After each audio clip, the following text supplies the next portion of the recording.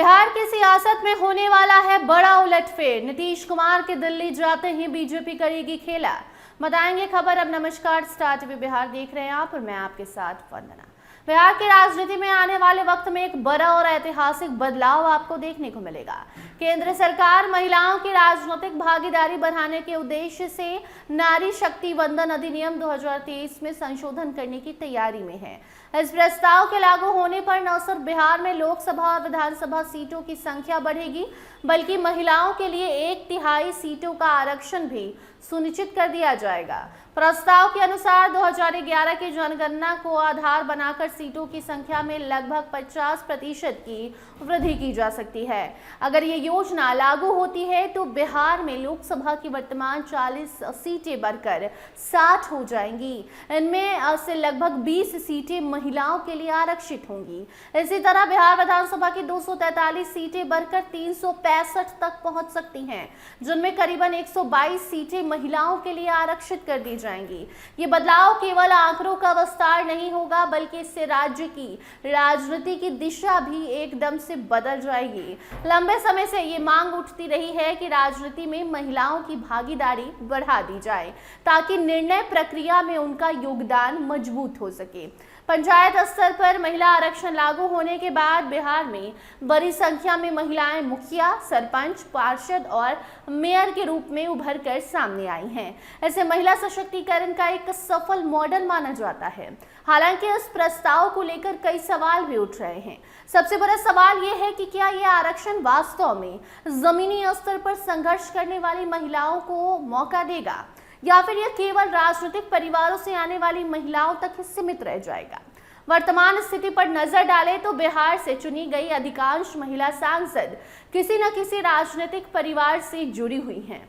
इससे ये आशंका जताई जा रही है कि आरक्षण का लाभ आम महिलाओं तक पहुंचने में समय लग सकता है, या वो समय ना भी आए, ऐसा भी बिहार में हो सकता है। राजनीतिक विश्लेषकों का मानना है कि सीटों की संख्या बढ़ने से नए चेहरों के लिए अवसर खुलेंगे, लेकिन इसके साथ ही राजनीतिक दलों की भूमिका भी महत्वपूर्ण होगी। दलों को यह सुनिश्चित करना होगा कि वो टिकट वितरण में पारदर्शिता और सामाजिक संतुलन बनाए रखें। अगर दल केवल परिवारवाद को बढ़ावा देते हैं तो इस ऐतिहासिक कदम का उद्देश्य अधूरा रह सकता है। आम महिलाएं पॉलिटिक्स में आने से पीछे हो सकती हैं। दूसरी ओर महिलाओं के लिए ये एक बड़ा अवसर भी साबित होगा। शिक्षा, रोजगार और सामाजिक जागरूकता में वृद्धि के साथ अब अधिक महिलाएं राजनीति में सक्रिय भूमिका निभाने के लिए तैयार हो जाएंगी। जीविका जैसे स्वयं सहायता समूह से जुड़ी महिलाएं पहले ही सामाजिक और आर्थिक बदलाव की हिस्सा बन चुकी हैं। अगर उन्हें सही राजनीतिक मंच मिलता है तो वो राज्य की राजनीति में नई दिशा दे सकती हैं। इस प्रस्ताव के लागू होने से राजनीतिक प्रतिस्पर्धा भी बढ़ेगी।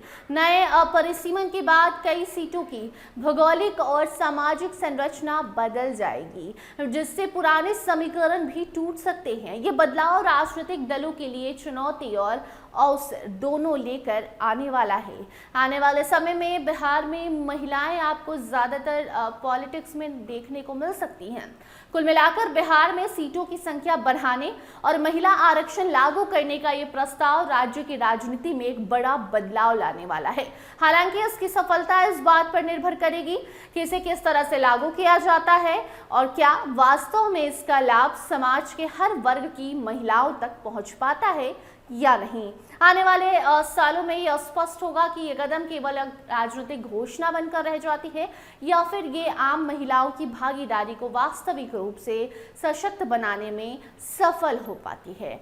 बाकी आपको बता दें कि नीतीश कुमार दिल्ली जा रहे हैं और नीतीश ने अब तक बिहार में महिलाओं के लिए खूब सारा काम किया है। ऐसे में नीतीश कुमार दिल्ली जा रहे हैं और उसके बाद अब बीजेपी का मुख्यमंत्री होगा और उसके आते ही कुछ महीनों बाद ये ऐलान हो जाएगा, जिसमें लोकसभा और विधानसभा की सीटें बढ़ाई जाएंगी, महिलाओं की भागीदारी बढ़ेगी और अब इसका पूरा क्रेडिट बीजेपी को जाएगा। आप इस रिपोर्ट पर क्या कुछ सोचते हैं, कमेंट सेक्शन में जरूर बताइए। देखते रहिए स्टार टीवी बिहार। धन्यवाद।